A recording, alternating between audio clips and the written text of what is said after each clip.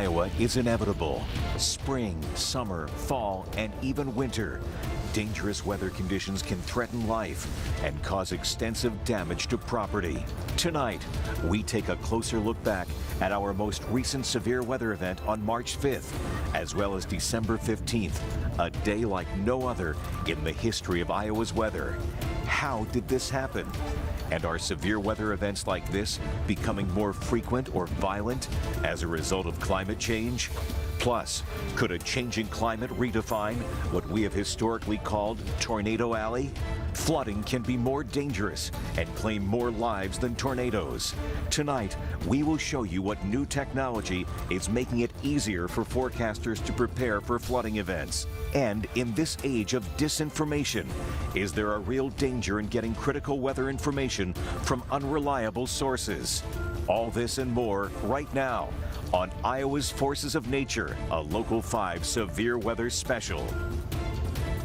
And welcome everyone to our Severe Weather Special, Iowa's Forces of Nature. Thank you for joining us. I'm Local 5 Chief Meteorologist Brad Edwards, along with my very skilled team of meteorologists. Yeah, I'm meteorologist Brandon Lawrence. I'm Taylor Knust. And I'm Dave Downey. Yeah, we've had some crazy weather lately, guys. I mean, the last 6 months or so have just been unbelievable. Yeah, kind of tired of historic events happening every single time we have severe weather. It seems like it, right? Yeah, and it seems like the severe weather has been more prominent than winter, which we didn't really have much of beyond that one big snowstorm. Yeah, December 15th, 63 tornadoes. A month later, over a foot of snow on it. It's really mind-blowing how much crazy weather we've had out there. So let's begin by taking a closer look at the extremely severe and destructive events that have hit central Iowa. Violent winds, homes flattened, lives changed forever.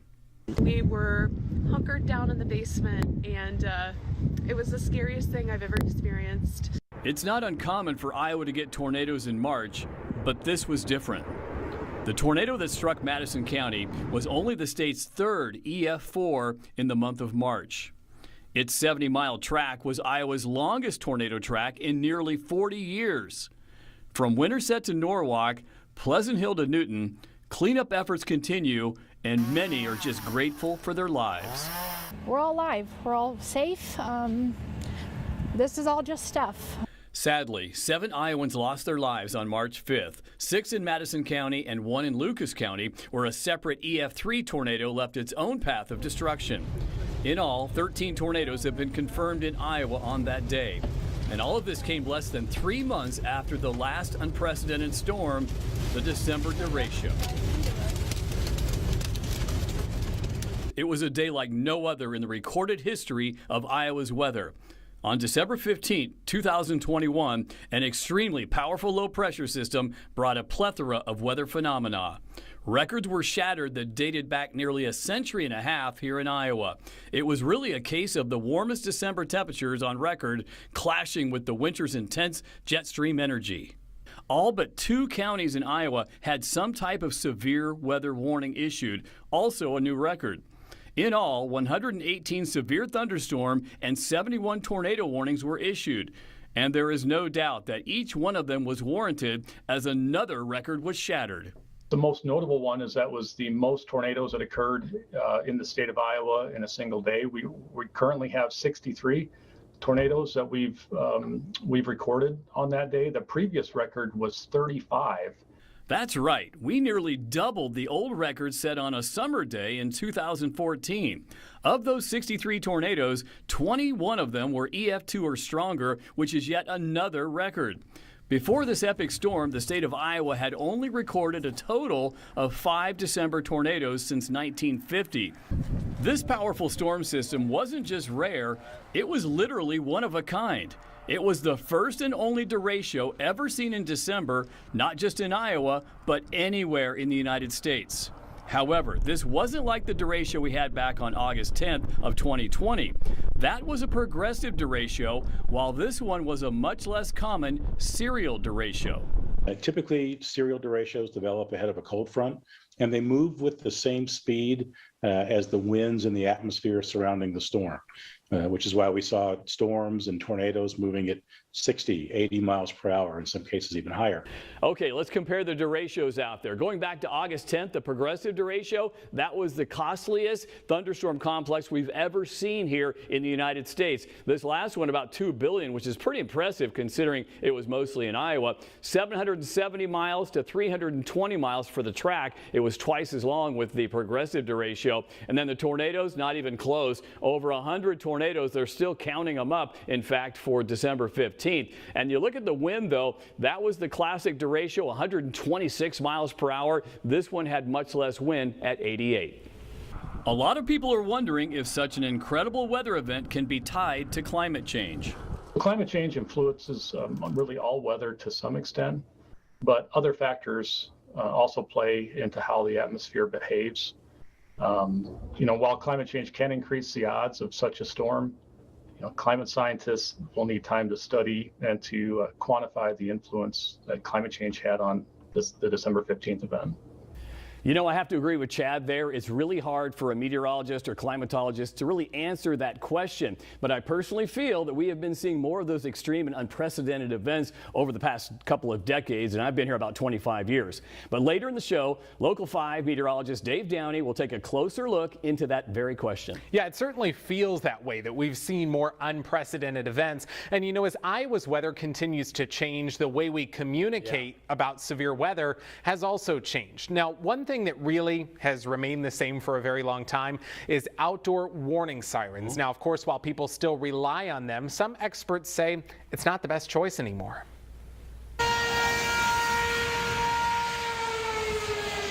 A familiar sound alerting you to severe winds or a possible tornado. Once a useful warning system for workers in the field or families at a weekend ball game, the technology is now outdated. It's very hard to maintain a siren. It's very hard to get the parts. It's very hard to keep them operational.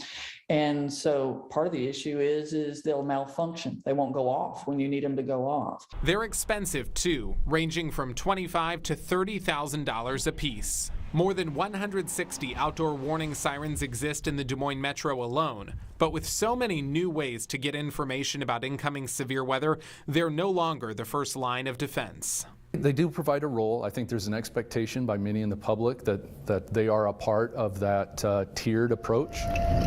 In other words, relying only on sirens for information about incoming severe storms is no longer sufficient. I don't believe anybody should rely solely on the outdoor warning siren system. Yes, it plays a role, but there are many other reliable, more informative warning systems out there. Too often, storm victims share stories of surprise after severe weather, saying they were unprepared for storms because they never heard the siren. The siren, if it's there and it's operational, should only be used to drive you to another source of information. Something else should have already alerted you before that siren went off. In an era of social media and technology, tools like the We Are Iowa app, NOAA weather radios, and wireless emergency alerts are far more beneficial to keep you and your family safe. Now, there are actually, Brad, some communities in Alabama that have altogether decided to get rid of their outdoor warning sirens in favor of public people getting their alerts on their phones instead.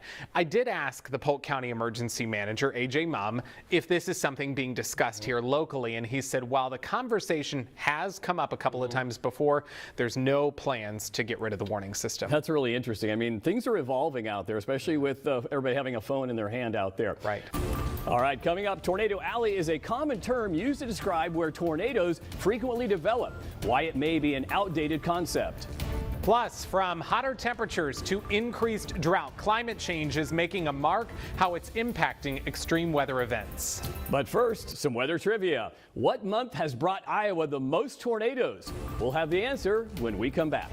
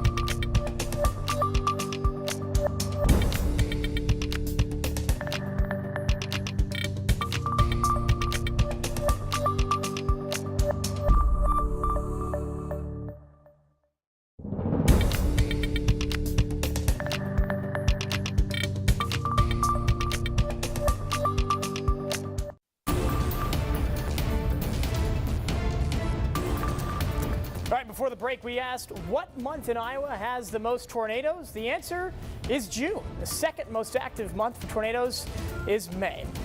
Now, Taylor, Tornado Alley is typically associated with states, in the Great Plains, Nebraska, Kansas, Oklahoma, but... Yeah, that's what we grew up learning in school. But there is a recent study that shows tornadoes are now less common in the plains and are more frequent in the Midwest and the Southeast.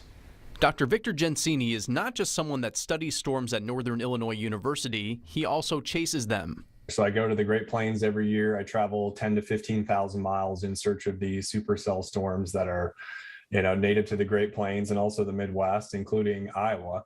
Over time, he's noticed a pattern shift. The number of tornadoes seemed like it was, becoming lower than in the past. He decided to make this the focus of a study, and it turns out his suspicions were right. The results were pretty clear that the number of tornadoes in the Great Plains in the last 50 years have decreased quite a bit from where they used to be in the 1970s and 80s. What may have been more surprising is the number of tornadoes rising farther east. Places like Tennessee, Mississippi, Iowa, Illinois, Indiana, and portions of the Midwest. Researchers are now trying to determine what exactly is causing this shift. Is there this sort of cycle that's happening, and we just happen to be in a cycle that supports more environments and more favorable tornado conditions further to the east?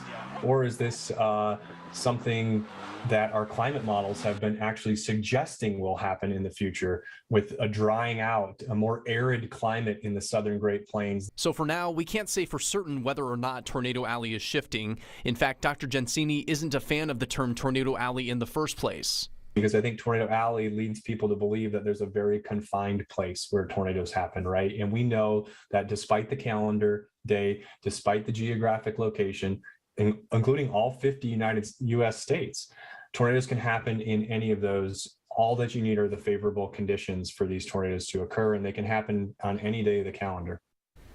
Yeah, Dave, we certainly know from recent experience that tornadoes can happen any time of the year. Yeah, like Dr. Gensini said, March 5th tornadoes, the December 15th derecho with all those tornadoes embedded, really fresh in our minds. So it begs the question, how unprecedented are unprecedented events now? Is climate change making an impact on severe weather events, particularly in these cooler months?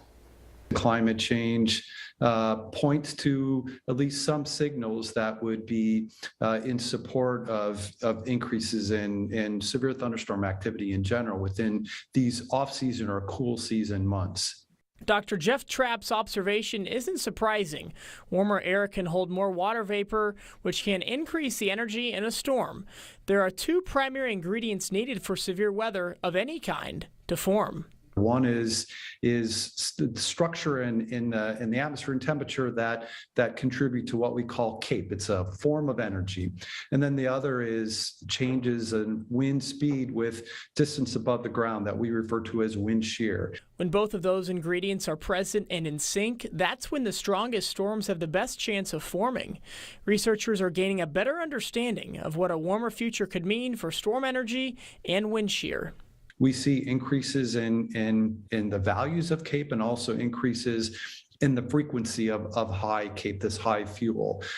In contrast, and this is consistent with sort of our theoretical understanding, we see general decreases in vertical wind shear, but not enough to really put us to that tipping point where we would expect no longer severe storms. Along with a general increase in energy available in the atmosphere, we're also seeing cool season tornadoes become more common. If you look at December and January, we in fact see an increase in tornado occurrences. In the past 8 years, there have been at least 10 days that spawned tornadoes between November and March. 4 of those saw over a dozen twisters. But the bottom line is this. The ingredients that would more likely be present in a future climate would be more apt to form in kind of out of season or cool season periods of time rather than kind of the traditional warm season in the traditional places as well. Yeah, good stuff there from Dr. Trapp.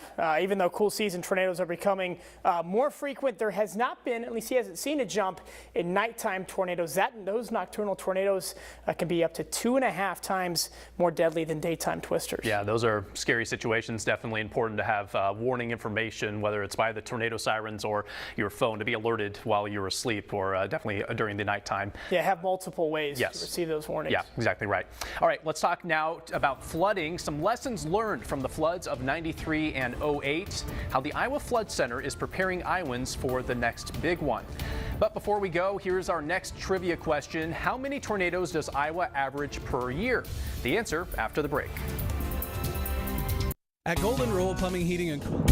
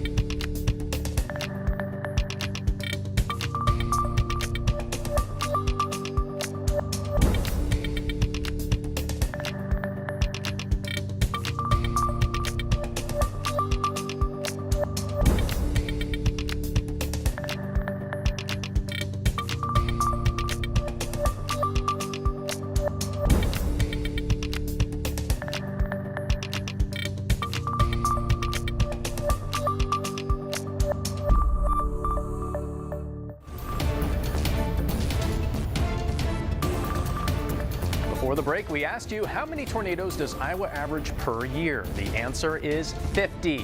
However, last year was well above average with 114 tornadoes across the entire state. Here's a map of the entire nation and what they average annually for tornadoes. And Iowa ranks 8th nationally for average tornadoes per year. Number 1 is Texas. It's a big state, so they get more chances to see tornadoes. You also have in the top 5 there Florida, Oklahoma, and Kansas. So the typical states that you typically think of being tornado producing states are in those top numbers. But you can see the Southeast and Midwest, as we discussed earlier, can have plenty of tornadoes annually as well. So, of course, tornadoes get a lot of attention during severe weather season, but in a state bordered by rivers, flooding should always be at the top of our minds. Believe it or not, flash flooding is the deadliest of all severe weather hazards, which makes forecasting it so important. Ask any Iowa meteorologist what the biggest weather threat is to the state, and the answer will likely be floods. That was certainly the case in 2008 when one of the state's costliest floods on record inundated much of eastern Iowa, including Cedar Rapids. Frustration brewed following that event. The name of the game was lack of information. That motivated state legislators to establish and fund the Iowa Flood Center at the University of Iowa. Since its start in 2009, the Iowa Flood Center has led the charge to improve how our state prepares for flooding. Monitoring of streams and rivers, developing flood inundation maps, improving forecasting of stream flow and therefore flooding, sharing our expertise with the people of Iowa. The Flood Center's greatest accomplishment to date is the creation of the Iowa Flood Information System, a one-stop shop for both decision makers and the general public. The system integrates information not only from our sensors and our forecasting systems, but also information that the federal agencies share in real time. At the time of its inception, this online portal was the first of its kind in the entire world, and it has proven to be a huge success. So far, the system has been used about 4 million times. So successful that it has served as a template for several agencies both in the U.S. and in Europe. As climatologists project an increase in Iowa flooding in the future, the Iowa Flood Center's work will only become more and more important as time goes on. The concerns about future climate bring the importance of our research and then improving all these systems that I was talking about. Since 2009, Iowa Flood Center has installed nearly 300 bridge sensors that monitor water levels across the state. Yeah, in the future, they hope to create a statewide hydrometeorological network with real-time monitoring of rainfall and soil moisture. Still ahead, you've probably seen posts like this before on social media, why clickbait is making the world of weather forecasts cloudier than ever.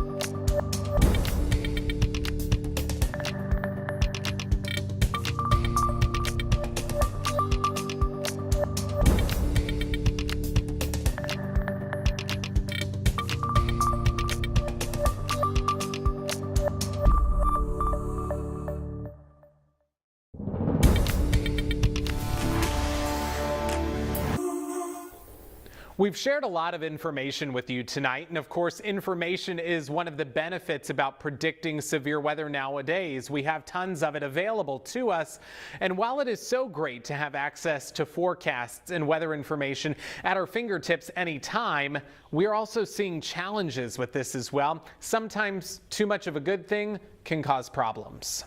Whether you're on Facebook, Twitter, YouTube, or even Reddit, it's not hard to find weather information in a pinch. This is a serious system that's living up to the hype. Hopefully that information is coming from a trusted source, like your favorite Local 5 meteorologist or the National Weather Service. The source of the information is important because some weather forecasts out there cherry pick worst case scenarios just to get your clicks. We live in an age where anybody with a cell phone or a web camera, a YouTube account, you know, can really, and especially with some of the production software and stuff that's out there, that they can make it look very legitimate. Some of those so-called weather forecasts seem obviously misleading. So why is it that many people still fall for them? I think people who are looking at social media, who are looking at the internet in general, are always looking for, you know, the outrageous, extreme types of information. Choosing reliable ways to get alerted to potential dangerous weather can help keep you and your family safe and informed, meaning it's best to directly access the We Are Iowa app, Local 5 on television, or the National Weather Service's website after you see weather information on social media. For a lot of people, it'll be the first time they get the information about the weather, and they'll then turn to a first alert mechanism, either the television or some other alert notification system, to confirm what they've heard on social media. And while tremendous strides have been made in weather forecasting, keep in mind the science isn't perfect. There are usually a variety of factors in the atmosphere at any given time that can make or break a weather forecast. So determining whether or not it will storm in your backyard at exactly 3 p.m. on a summer afternoon is not very feasible. We expect this tremendous accuracy at a customized level, and sometimes, as much as we want that, that's just not always possible. By selecting reliable forms of weather information and understanding some of the challenges still existing in weather forecasting, you'll be better equipped to prepare for severe storms in the future. And of course, you can rely on the Local 5 weather team to bring you reliable information. You can follow us on Facebook and Twitter for updates day and night, 7 days a week. And you can also download the free We Are Iowa app by scanning the QR code here on your phone. Turn on your notifications so you can get alerted to our forecast and to any watches and warnings wherever you may be, any time of the day. Yeah, and if you have any questions about severe weather, anything we've talked about tonight, be sure to join us in just a few minutes at 7:30 for a live Q&A session with the whole Local 5 weather team. Just follow We Are Iowa Local 5 on YouTube, and you can find that link right there. That's right. A lot of people are into weather here in Iowa, and I think they would enjoy that Q&A. Absolutely. Any questions you got, we're here to answer them. We post video forecast on there twice a day, too. So we keep you informed and ready to rock. 16 years in a row, guys. We're going for 17 most accurate. That's right. Let's do it. All right. Well, thanks for joining us, guys. Stay safe out there.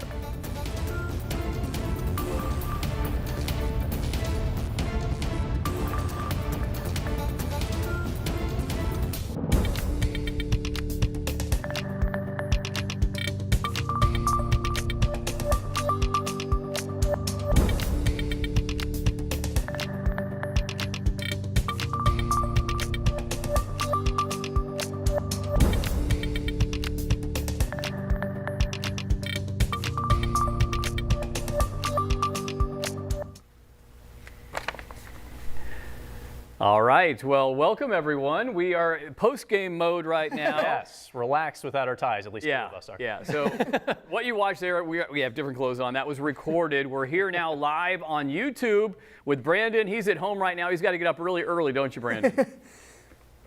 Yeah, what you don't see is that I've got a weather polo on top, but I've got pajamas on the bottom. So here I am over Zoom. Yeah, I think it's past his bedtime. It is, yeah. He's getting some overtime today. But so welcome everybody here to the YouTube channel. We are going to answer your questions. We've had a lot of questions already coming in tonight. And we got to do a shout out to Sharon, who has been kind of a fan of ours, apparently. Yeah, giving us some love on our text line. So what's up, Sharon? Thanks for watching. Thank you. Thanks, Sharon. Let's remind people of that text line real quick if you have a question. Oh, yeah. 515-457-1026. And maybe they can super that, put it up there. But yeah, So Brandon, you want to start things off there in Ankeny? Yeah, absolutely. I think kind of the question that we got and that we always tend to get is what got us into weather. You know, everybody always likes to ask meteorologists that, so it's not necessarily a question about severe weather. But I would bet for most of us, it was some sort of severe weather or big weather event. For me, April 27th, 2011 was a huge day in the Southeast. That was when there was a massive tornado outbreak in Mississippi and Alabama, actually 3 days in a row that week. April 25th, 26th, and 27th of 2011 all had tornado events in the Southeast. And that was a week when I was still actually in high school, but we had to shelter in the hallways at my high school in Tennessee 2 days in a row for tornado warnings, which I had never really seen that happen 2 days in a row. And it was that week, that huge outbreak that got me into weather. All right, let's go down the line real quick here. Okay, so I have vivid memories of this storm affected Iowa as well. I grew up in Nebraska. We had a week off of school in October for a massive snowstorm in 1997. And that was my first vivid weather memory. But summer of 2008, it was a nasty summer of severe weather that was just nonstop. It kept canceling all of our baseball games. So that really got me like thinking, hey, I might want to do this for a living. Yeah. Well, mine was, it wasn't one event. It was really growing up outside of Des Moines, out by Earlham in the country. Not a lot to do Country out there. boy here. Country boy, small town boy. Thunderstorms were a big deal, and my dad was very interested in the weather. In fact, he would have been a meteorologist had he had the opportunity, I think. Yeah. So it kind of rubbed off on me, and I'm a scientist all the way through, but weather is awesome. So we'd go on the roof and look for thunderstorms. I mean, be like, there's one developing off there. You know, once they got close, we'd get down sometimes. But yeah, well, I just love. Sometimes. I love the power of thunderstorms, and today, even to this day, they're just like a pastime for me to enjoy them. Nature's ultimate power. They really are, yeah. Yeah. How about you? I grew up in Columbus, Ohio, so Midwest. Yeah. In 2012, June 29th, 2012, got to 97 that day, and we had our own derecho. Oh. Yeah, the Midwest, Mid-Atlantic derecho of 2012. We didn't have power for about 2 weeks, and that was the oh wow moment. Yeah. Those are the hooks out there. So let's see if we got any questions. You got one, Dave, that they've been coming in on? Yeah, how far in advance are warnings for tornadoes and other severe storms? That's a good one. Yeah. So we're always trying to improve that, right? And it's not us, really. It's the National Weather Service that issues those warnings. We just pass that along. But I believe the average lead time for tornadoes is about 15 minutes or so. Back in March 5th, they were actually longer than that. So big time kudos to our local Weather Service office. I'm not sure for severe thunderstorm warnings. Would you guess 30 minutes maybe on average, or you know, it varies. It depends, because sometimes there'll be a report of hail that triggers the warning, so it's already a severe storm sometimes when they issue it. But when it comes to life-threatening weather, I think they are ahead of the game. You know, they really are. If there's wind developing inside of a thunderstorm that could be damaging or dangerous, they usually issue it, like you said, 10, 15 minutes in advance. You think about the December derecho, they were issuing those way out ahead of, because they knew they were producing severe winds. When they're very confident, they'll push it out 45 minutes in advance if they have to. And that's the hardest part, is when you have the first one, sometimes it pops up and it's like catches people off guard a little bit. I mean, we have the radar, obviously Doppler radar is like, you know, it's like an x-ray looking inside the storm, but yeah, so it varies from storm to storm. And one key thing about those warnings, remember after the August 2020 derecho, they changed the whole, you know, wireless emergency alert system. So now your phone doesn't go off just if there's a tornado warning. If there's 80-mile-per-hour winds within that warning, it goes off. I think 2.5-inch diameter hail, it goes off too. So it doesn't just come down to a tornado for you getting those alerts. It can be other stuff as well, especially after August of 2020. Those go off for flash flood warnings too. That's right. Yeah. So and for snow squall warnings in the winter. So it's really important. You know, if you're familiar with getting like an Amber Alert that goes off on your phone and it really is very loud, it's important to have those on, because that's probably one of the fastest ways to get warnings now. Okay, so what is the strongest tornado ever recorded or seen in Iowa? We've had several. We've had several F5s or EF5s. Most recent was Parkersburg back in 2008. I do not know if any of those specifically had the highest mark. Do you? It's really, I don't know, because we go to EF5 or F5 back in my day. There was one in 1976, and some people that are watching might remember that. It hit Jordan, Iowa, a community that doesn't exist anymore, by the way. It was an F5, and along with it was an F3. So it was an F5 and F3 side by side, and it was a horrific storm, and it wiped out this small town of Jordan, Iowa in 1976. And a lot of these big tornadoes happen in June, too. A lot of them do anyway, the larger tornadoes. But I'd say, we've had about 3 of them that are kind of equal. And when it gets up to 250 plus miles per hour, how do you discern, right? Right. It's hard to say. And the estimates of these ratings, back in the day may not have been as precise as what we get nowadays. So it's hard to know for sure. Does anybody know how many EF5s we've had? Is it 3 or 4 that we've recorded? I think it's like 5. 5. Yeah. 4 or 5. Yeah. Brandon, have you got any more questions that you can see there? Let me see. Anybody else? Yeah. I've got a few. Okay. Yeah. Yeah, Dave, read what you got because I don't have them all pulled up. Yeah, from Cesar on YouTube. Is it true that topographic conditions in the city of Ames help to avoid tornadoes? What is the bubble I keep hearing? I have 2 words for that. Such a good question. New Orleans from last night. Yeah. About the whole tornado, Yeah. they avoid big cities. Nashville in 2020, Dallas in 2019. Oklahoma City. I know. Yeah. Yeah, so that's an urban legend. It I is. think. It is. Yeah. I know so many cities where people say that exact same thing. There's a bubble over Omaha. There's a bubble over Lincoln, Nebraska, and they have their own reasons. The bubble will be burst someday. Yeah. I think what people need to remember about tornadoes is the path is relatively very, very small. So if you take the state of Iowa, say the state of Iowa is the size of your living room, you drop a hair on your living room floor, that's the path of a tornado. It's very, very small compared to the state or wherever you're at, the county you're in. So it may not seem like they're hitting every area, but they are eventually, I think. Yeah, the topography is not playing a role in Ames, to answer your question. I know there's a little valley there.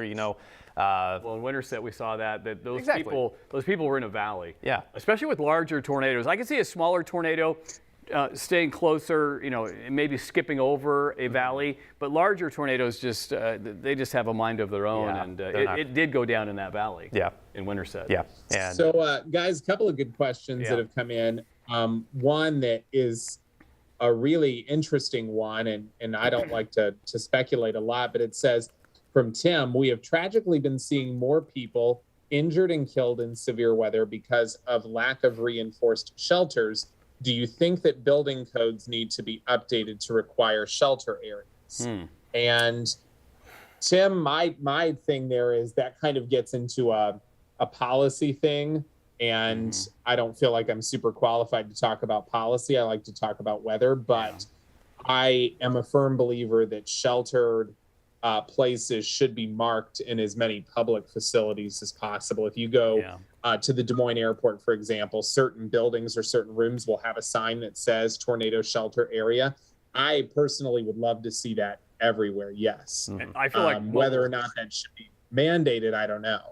Like all the mobile home parks that are out there, or the modular homes that are a little bit step up, but still any home like that doesn't have a basement, those communities, they should have facilities like basically a concrete building for people to go in. It doesn't even have to be below ground as long as it's built to a strong code. Yeah, the only comparison I can kind of make to this is, I went to school in Miami, so kind of the hurricane building code thing comes up a lot down there. After Hurricane Andrew in 1992, all of the building codes were changed across South Florida. So I'm not saying that, an event like that needs to happen, but about the whole communities that need a tornado shelter, I would agree with that wholeheartedly. Yeah. They have to have somewhere to go because it's so unsafe to be in those buildings that don't have basements, and also the houses that may not be quite as strong. Yeah, you mentioned modular homes. It only takes an EF2 tornado to take those off the foundation. Okay. Those are not as secure as maybe. And that means all the walls are gone. All gone. So they are relatively cost-effective homes for some, but it is a danger. So that's another good reason to have a shelter nearby, not just rely on that modular house. Okay. Who has the next question? Dave, did you have one? Cindy, besides Iowa, which other state has the drastic weather changes? Well, Iowa's pretty good. I mean, it's anywhere around Iowa, too. Yeah. I mean, really, for changing weather and for extreme weather, I mean, this is one of the places that I think that's why we all kind of like it here. It's the weather is dramatic. Yeah. My vote is Eastern Colorado.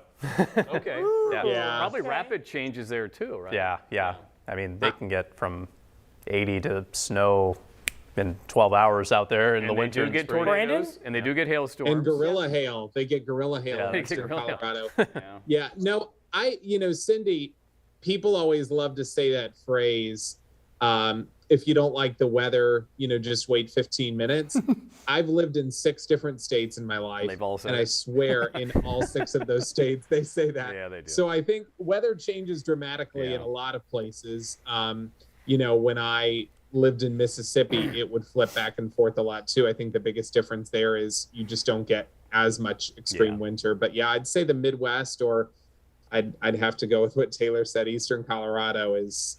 I will add this though, for a temperature change place, probably like Rapid City or Bismarck, because they do get Chinook winds, and they get over 100 degrees every summer, and they get wind chills of 40 below every winter. So those are areas. Let's take a field trip up there, huh? Yeah, that'll be fun. To Bismarck. So capital of North Dakota. Yeah, there you go. All right, Dave, should we ask this question? Which one? Okay. In meteorology, what is the difference between a cyclone and a hurricane? How about in basketball? A cyclone is better than a hurricane. Yeah. A hurricane's bigger, and it's a big blowhard. Wow, okay. I'm sorry. Throwing some stuff here. Yeah, I'm a Cyclone fan, Iowa State graduate. Dave is a Miami. This is hard for me. He's the U guy. Yeah. And he happens to be here in Cyclone country. And why couldn't this have happened a year ago? Right? I mean, but he's going to Chicago to watch the game. So good luck to the Hurricanes. And you'll say, no, you won't. Go Cyclones. Go Cyclones. Yeah. We're happy. Let the best team win. Okay. Here's the best thing about it. One of us is going to be happy. Exactly. That's all that matters. But to answer the question, there is no difference. Oh, okay. I'm sorry. Hurricanes is what they call. Sports question or weather question? Both. Oh.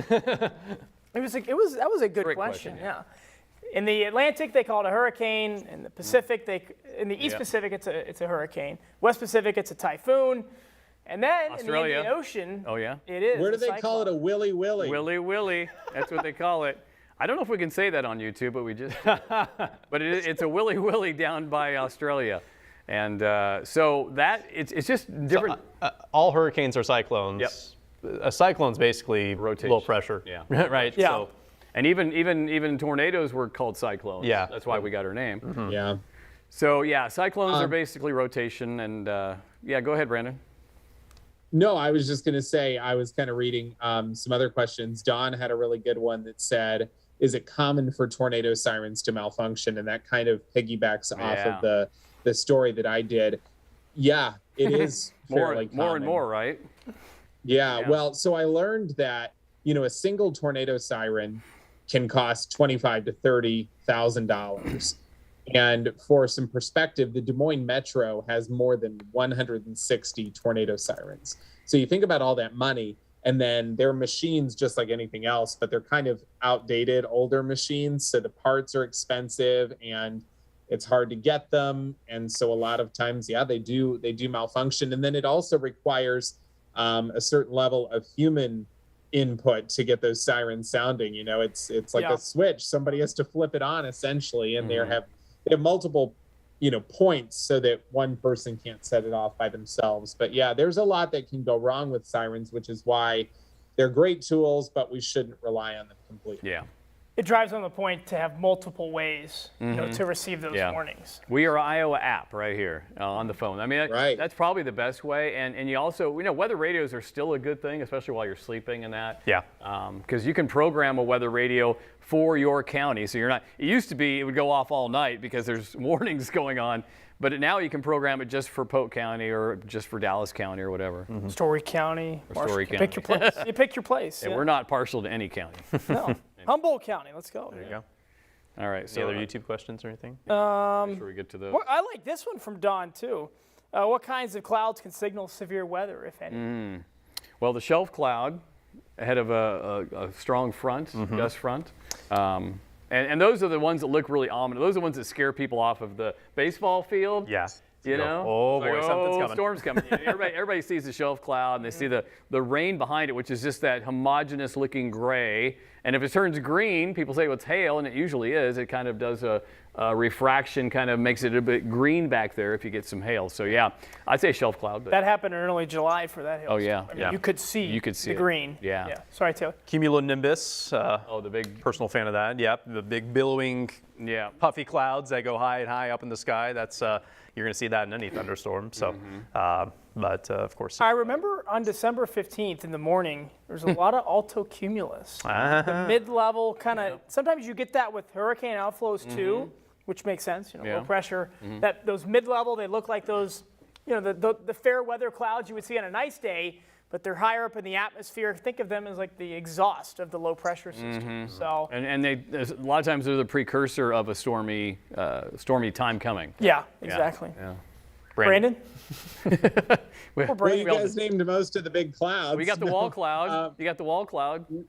Well, yeah, wall cloud should signal to you that there's some big time severe weather coming immediately. A wall cloud is like the it's like the first step to get a tornado essentially in a thunderstorm. You would have kind of a 3-step process: wall cloud, funnel cloud, tornado. Yeah. And the wall cloud is what you're going to start to notice that's rotating a little bit in a severe thunderstorm. And when you see that rotating wall cloud, it's usually a really good indication that we're either about to have a funnel cloud or we are quite possibly going to have a tornado that drops and touches the ground.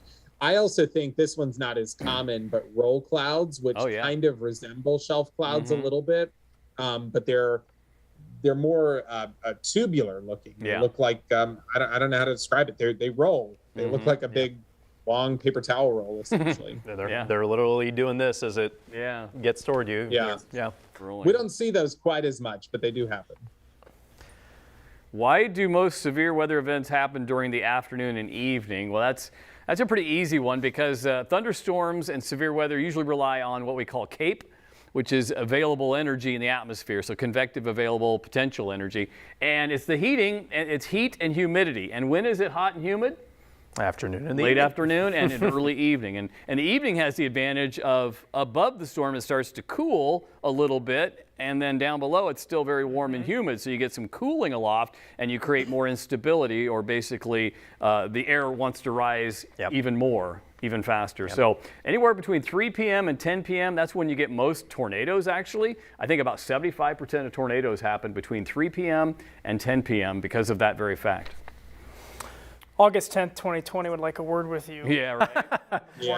Well, and that's to say, there's always exceptions. Yeah.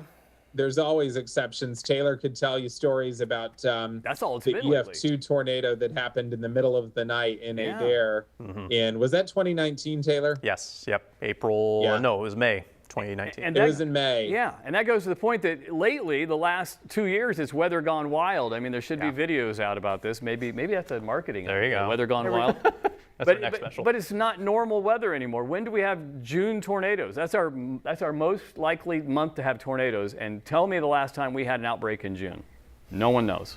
It's been a while since I've worked here. Most of our it's always big outbreaks. some weird month. Yeah. The weather the weather is strange now, guys. I mean, I've been watching it while in my mid 50s now, but been studying the weather. Went to Iowa State University for 40 years or so here in Iowa, and it's just gotten weird. Yeah. Weird weather. Well, when you get what happened on December 15th, I mean, that was the weirdest of the weird. The derecho. Yeah, the March 5th wasn't as weird. It was just extreme. Yeah. It was the right setup. It was one of those what we call high shear, low cape days. Yeah, so maybe explain that in terms they could understand. But yeah, we kind of unpacked this a little bit in the, It wasn't a warm, humid day. No, it was unfortunately, I was out of town that day. We got the upper 60s, I think, for the highs. Bring Brandon in. Bring Brandon in again. What was our high? I feel like I could go back and look, but I really think it was only about 62 for the high. And I think was so. Very briefly Yeah. that day. We came up short. I know that.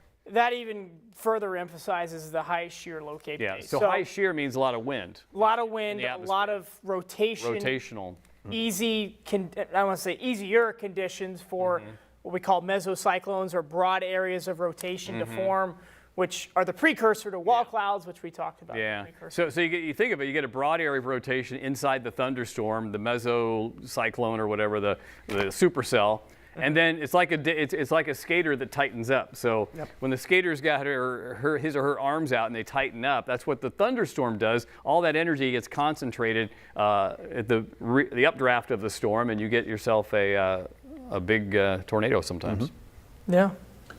So guys, a question that I got a lot at the state fair last year and that always kind of comes up is people like to ask me or ask us, what's worse, tornadoes or damaging winds? And I always say they both can be equally bad. It just kind of depends on the setup. I would not ever say that one is worse than the other. People kind of automatically assume that a tornado is worse because it's more visually right there. You can see it, and it often causes more visual damage. But, you know, the derechos, the majority of the damage that we saw, especially in August 2020, Taylor, I don't think we had any confirmed tornadoes on August 10th, did we? Maybe here, one or two. It was Wisconsin, I think. Yeah, it was all wind. Into Illinois as well. Yeah, that was a strictly straight line wind event, and you think about that, that was covering, all of central Iowa. Tornadoes are like the hair in the living room, right? It's a tiny little path. This was a wide path. Yeah. And it ended up being extremely destructive. It's kind of like, you got the hurricane, which affects a large area versus a tornado affects a small area. Sometimes damaging winds are the worst because that was the most expensive thunderstorm complex ever in the United States, and it might even rival some hurricanes. I don't know. It was a big deal. It was a land cane. I mean, it was a land cane. Yeah. And just quick on hurricanes, the deadliest hazard in hurricanes is not damaging winds. It's storm surge. Storm surge. It's what the winds do to the water. So sometimes it's not the most obvious thing, the most dangerous hazard. Yeah. Like in actuality, tornadoes, damaging winds, hail, it's flooding. That's the most dangerous. Flooding. Yeah, we talked about that in our special. And to go back to your point there, usually when you're looking at a hurricane, they show the hurricane this big, right? But the maximum winds are down near the eye of the hurricane. In the eye wall, yeah. In the eye wall. So it is that water that comes in that causes so many problems. And we've all seen flooding. And flooding to me is the worst weather to cover. I mean, obviously tornadoes and that, but flooding just doesn't go away. Yeah. I mean, it can be with you for weeks and months. So, Brad, would you say that that's your least favorite weather to forecast? Yeah, I wouldn't want to. Droughts. It's a sad thing too. It's like when the farmers need rain and you're forecasting no rain. But the other side of the coin, if it's flooding and you're forecasting more rain, it's just kind of depressing sometimes. Yeah, because you can't do anything about it. You're the bearer of bad news, basically. Yeah. Right. It's almost like you can't. I think my least favorite thing to forecast is probably ice. Oh yeah. I just don't, because ice just, nobody likes ice. There's nothing good about it, except that maybe it closes schools down and kids get to stay home. But, it's not like snow. You can't go play in it. You can't, do anything fun with it. And then ice also can throw off winter forecasts so much because, we've seen time and time again if it just switches over briefly. So I think that's my least favorite. But I also don't like fog. I talk about that a lot. Fog is annoying. Fog's tricky sometimes, Fog is too. Tough. Yeah. Brandon's got the warning. Brandon's got the worst of it, yeah. Yeah, he walks in and it's all foggy. Well, trying to predict when that fog moves out exactly is really tough when it's going to mix up. Do you have any more there? I've got one here if you don't. But. Cindy asks, how do I like living in Iowa? I love it. I mean, the weather is December 15th. I mean, it just keeps you on your toes. It December does, 15th, January 15th, March. I mean, we never want severe weather, but we like thunderstorms. We like active weather. I mean, we don't want boring weather all the time. So that's one of the reasons you came here is just for the active weather. Not necessarily terrible, severe weather though. It's inevitable. I mean, you have to look at it. It's just inevitable. It's inevitable. I mean, You want to go to Reno, go to the biggest little city on earth, or go to Vegas. Yeah. For the boring weather. Yeah. So. Has anyone ever? I could do without. Go ahead. I could do without less weather like today. Yeah. Gray, 30s, wind. Hard pass. Yeah. Easy to forecast, but not fun. Yeah. Have you ever seen a tornado in person? Do you like to go storm chasing? Well, I chased in college, and now that once I became a chief, I can't go chasing anymore. I'm always in the studio. But in college, first time out, we saw a small tornado form. We were out in Greene County, west of Ames, and we were we ran to this lady's house. It was in the middle of nowhere, right, on a gravel road. We're knocking on her door trying to get, she's in there knitting. She's literally an old lady knitting inside, tornado outside. We're trying to get her attention, and she comes to the door. We say, can we go, there's a tornado here. Can you have a basement? She goes, well, it's kind of dirty down there. And she's kind of like, she's acting really casual. And by the time we got her attention and got in the house, the thing had already passed and we didn't get hit. But it was just like, we were seeking shelter at that point at a farmhouse. And that was the one and only time. But I know you've chased a lot. Yeah. By the way, we need to get you out to storm chase one of these days. Oh, I know. Okay. I know. Just like we'll cover for you. Somebody else. Oh, you will? I get to go chase? Yeah. Okay. I'm just saying. Okay. Brandon and I will go, and you guys can stay here. Okay. There you go. I'm waiting for a Saturday severe weather event in yeah. like Kansas, so that I can. You can go down there and chase. Yeah, I'll call up Taylor and Brad and sorry, Dave, you'll have to stay behind. I think Tayller's done the most chasing though. Yeah. Actually. So probably. I saw my first tornado in 2009 in Aurora, Nebraska. That was in EF2. Yeah. I've probably seen a dozen tornadoes or so. In 2012, I met my wife storm chasing. I was going to say that. There you go. Long story there, but it was part of a research project. That She's an EF10, if you know what I mean. I mean, joke there. she is. Category 10. Yeah, whatever. How about you, Dave? Any tornadoes? I have never seen a tornado. We got to get him out. Maybe you and I go chase. Until I can see a tornado, you're stuck over there in front of that. Oh, really? Brandon, have you seen one? Yeah, I've seen one. Yeah. One tornado. It was outside of a town called Louisville, Mississippi. But I didn't do a whole lot of chasing either. That was in April of 2014. Okay. I did a little bit of chasing when I was in college, but not a ton. And that just happened to be a day that we had a severe weather risk in Mississippi. And I went to Mississippi State, and classes were canceled that day because I think we were under, I don't know if it was a high risk. It was definitely a moderate risk day. Okay. All right, we got one or two more questions. You got a couple more here? One from YouTube. From Don, how do storms lose steam when going over a certain area, then gain it back in a different area? Tornadoes? Just storms in general. Storms, yeah.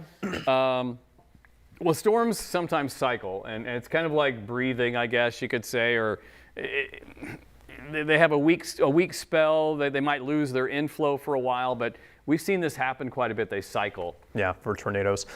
A lot of storms, they'll develop, the downdraft will kind of kill that storm. It'll push out this cool boundary ahead of it that will be like a mini cold front that will spark new storms out ahead of it. So, if you happen to be kind of in between the dying storm and the newly developing storm, then it might seem like it's skipping over you, but that's what's happening. Yeah.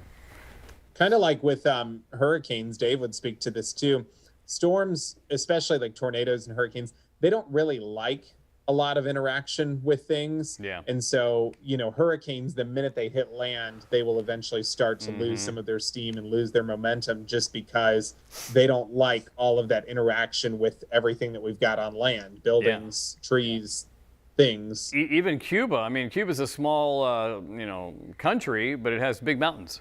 That's what happened to Hurricane Irma back in 2017. Yeah. Because Hurricane Irma was going to be the next Hurricane Andrew for Miami. But Cuba saved it. But it flipped Cuba, and it hit the tall mountains on the northern side of Cuba. And that's a good thing. That's what happened, yeah. You say you have one more on there? We got a little bit of time.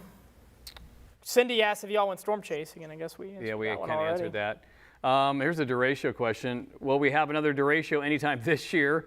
Any predictions? Did derechos exist before August 2020? Yes. Yes. Probably since the dawn of time, but... No, it was a University of Iowa professor that invented the term. Can't remember when. It was 1800s, I think. I know, right? Yeah. There's a lot of terms like, the polar vortex. People freaked out, 10 years ago or 5 years ago. Polar vortex, we've been using that term in meteorology forever. And the same way with derecho. It's just, it never got to the public's ear until recently, I think. We need to put a new term out there.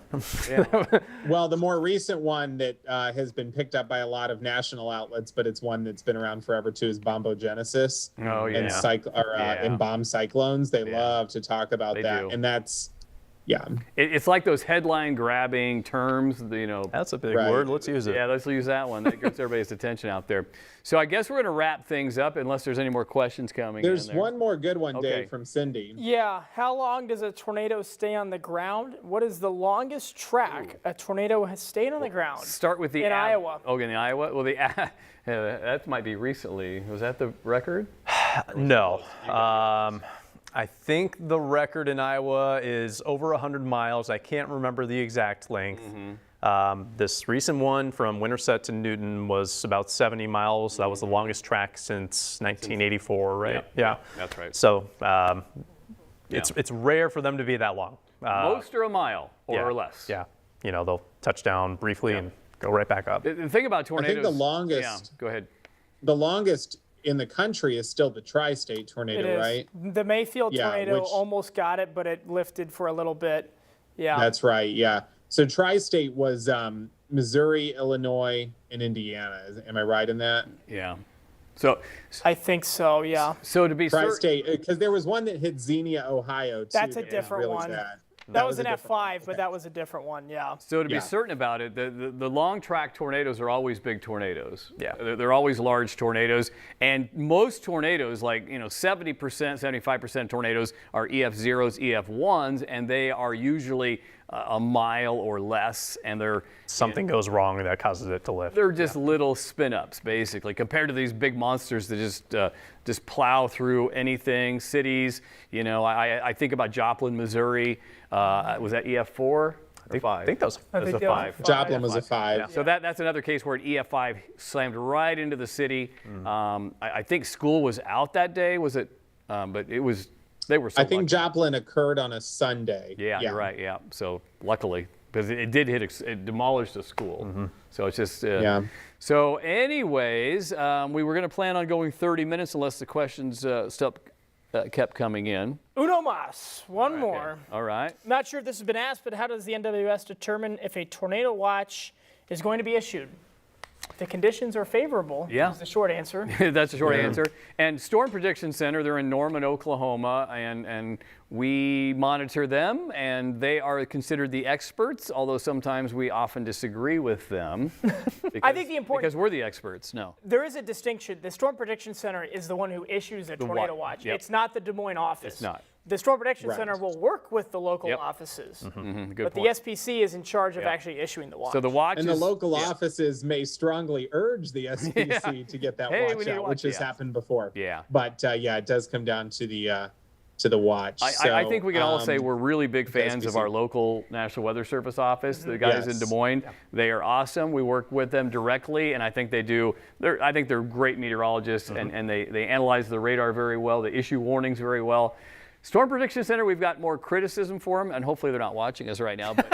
But we've had some criticism of not issuing watches in a timely manner, or not putting us in a category where we could see severe weather. And we all go back to December 15th when we thought we're going to see severe weather on December 15th, and they were like, nah, not so much. Yeah, 2 days before they weren't.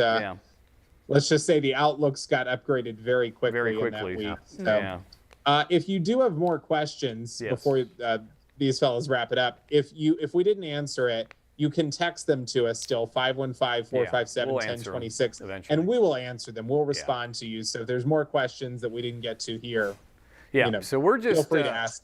We just had a good time making the special. I think it came out okay, and I'm tired. Yeah, it was good.